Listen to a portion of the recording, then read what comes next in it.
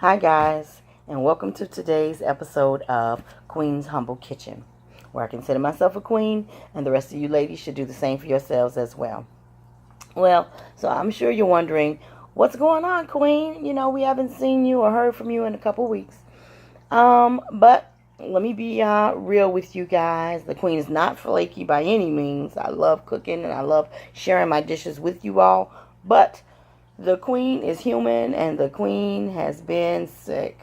Um, I am currently in need of a kidney transplant, and I currently do my dialysis treatments at home.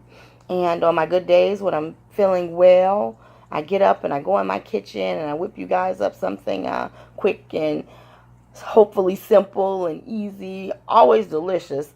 But this past week was really, really rough on me, and I was really sick. And I had to go to the hospital and get some in-house treatment to make me feel better. And so I just got out yesterday, and I'm home resting and everything. And it'll be a couple days before I go in the kitchen to make another meal for you all. But maybe I'll make a slideshow or something for you in the meantime. But I just want to thank my followers, those of you who have been loyal to me, who've not dropped me or anything, and you're just waiting for me to post something delicious again. You're the best. You're wonderful.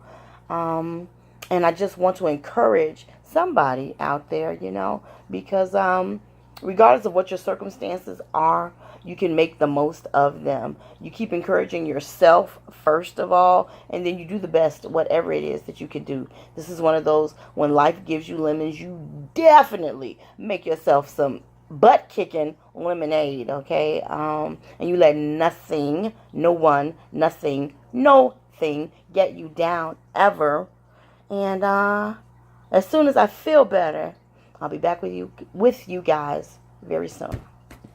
Bye bye.